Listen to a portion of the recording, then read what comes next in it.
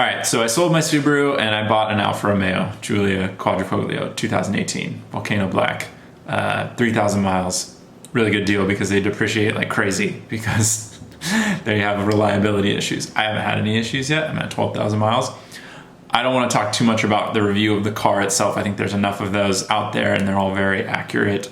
It's a great car. I want to talk about the modifications I've already done, so I won't be doing any installation videos, unfortunately, even though I think that could have been nice for the springs and stuff. I just didn't film it.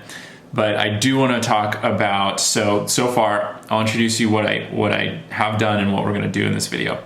I have done new tires, and I have a big opinion on that one. Lowering springs, so the ST lowering springs, and I have a moderate opinion on that one. I want to focus on the suspension today, the springs and what that was like to install. I'm going to show you the car before and after, of course.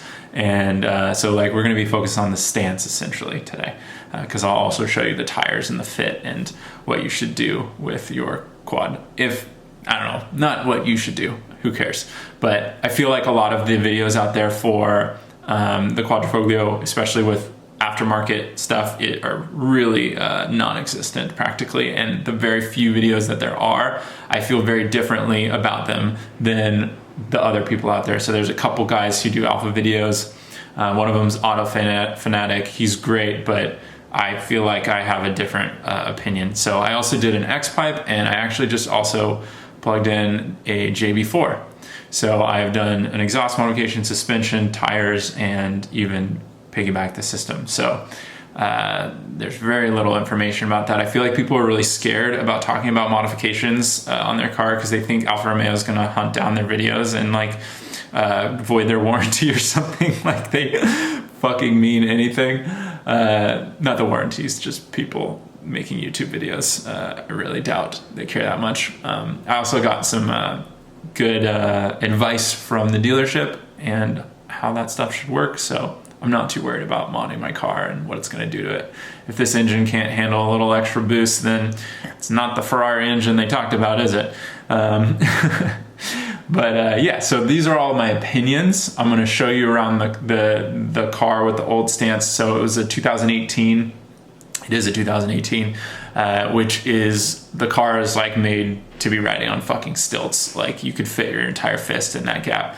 Right now it's lowered, so most of the footage you will see is of the lowered vehicle, while I do have footage of when I bought it and stuff and what it sounded like and the different changes in sound. So today we're talking about springs and tires. Next time we'll talk about exhaust, and then another time we'll talk about JB4. I'll try to release these videos in relative at a good pace because I think they're needed on the internet. I think we need more people talking about these few modifications you can actually do to this car and whether or not it's actually worth it.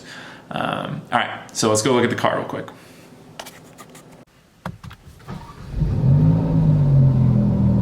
X-band, K-band, K-A-band. Pressed his button. Laser. Can't see shit, sorry. All right. Oh shit, so cold start, very loud with the valves open. I did get a valve controller and a radar detector, so those will be talked about at some point. All right, so here's the car. It's a little bit dirty right now, but I wanted to point out a couple little things before we dive into the stance setup, the springs and the tires and stuff. The car actually came with, the previous owner had a clear wrap. He barely drove this car. He took such good care of it. It's literally perfect. And he put on these custom wrap job, this kind of like matte vinyl over the carbon fiber mirror caps, so that it's got the Alfa Romeo on the mirror caps. It's super badass. It looks so good. You could tell like whoever installed these like didn't do a perfect job though. So I don't know who did that, but it's worth it because they look ridiculously good on this car, with all the other exposed carbon and stuff. And Alfa Romeo stiff. All right, this is the car lowered and no longer on Pirellis. So I'll show you the old stance here. And then here is the new stance. So it's not too low. It's nice and fitted. I do have spacers in the front here. So I actually have a 5mm spacer in the front. With the Pirellis, that was perfect for the front and the back. I didn't think the back needed any kind of spacer.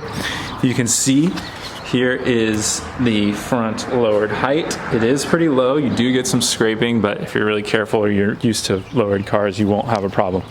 Okay, so here's the main thing that we're going to be talking about is first the tires, because lowering springs are great. That's what we're going to talk the most about, but I actually want to address the tire issue. So first of all, most people feel like the car is too high and they want to lower the car. And then with that comes the spacers, and then with that comes the fact that there's a less room in the wheel well for bigger tires, and your tire options for this car are really limited.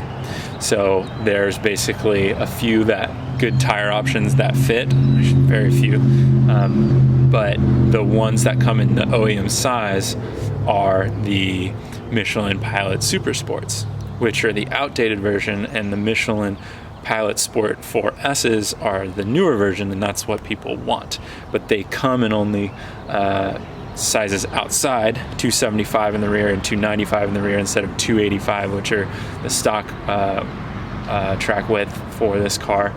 And therefore, as you can see, the tire kind of bulges a little bit. It's much wider. But I want to assure you that one, to me, that looks actually pretty good. Like, I like that look. It's pretty aggressive. The front looks fine. It's not bulging because there's actually 245s for the front, but you have to go slightly, or actually got 255s in the front. So this is 255, 30, and 295, 35 in the back. So that was to match the diameter from rear to front. So you want to upsize both. So 255, 295. A lot of the forums will show you that this is the way to go. But I wasn't certain because there's a little bit of mixed reviews. This is the way to go. These tires are so much better than the stock Pirellis. Somehow, even modified, the car can hook completely and handle all of its power on these tires, and they almost never could do that fully with the Pirellis. So I actually feel like these are stickier than the Pirellis. They're also just a wider track width, so you're getting more hooking or more traction in the back anyway, so because there's a bigger contact point. So I think that might play the role of not burning out or stepping out every time you fucking step on the gas. So I'm in love with these. They're really fantastic. I think they look great. Definitely go with these. Do not listen to the other people saying that they won't fit, because they definitely fit, even lowered. There's a little bit of rubbing on the front when you're turning in reverse, but only in reverse, and no rubbing at all when you're going forward, even on turns and stuff. So this is the way to go for tires. But something I want to add is, you know, these tires do stick out a lot, and they could be throwing some stuff on your back bumper. I do have a clear wrap on this rear bumper, so I'm not too worried about it, but that would be one thing to think about with these tires, I guess. But the Michelin's grab and throw stuff way more. So I actually did the suspension or the spring install myself. I didn't want to do full coilovers because I thought the suspension on the car stock felt amazing. It was great. No complaints there at all. I don't think lowering springs actually improve handling when we're talking about a car like this. And we're talking about the fact that it was set up the way that it was set up by a factory and by engineers who know what they're actually doing for performance. So maybe like having a stiffer car will be better for track use, maybe. But let's just consider that it's a little bit more stiff, and therefore it might actually improve track lap times and cornering a little bit, but not on the road. On the road, this was already great. Let's be honest, I put lowering springs on it to lower the car so it looked better. It was an aesthetic thing. So don't do it for performance, do it for aesthetic reasons if you're gonna do it. And with that, I will say it definitely improved. It looks so much better with the lowering springs. Now, I chose the ST springs because they are the most modest drop in height, right? So it's not the lowest one. This car doesn't need to be any lower than it is now. And so if there are other spring options that are lower than the ST springs, I wouldn't recommend them. But do your thing, that's you. So if you want to buy springs, I'm sure they all perform the same, because if anything, it ruins the performance, not makes it better.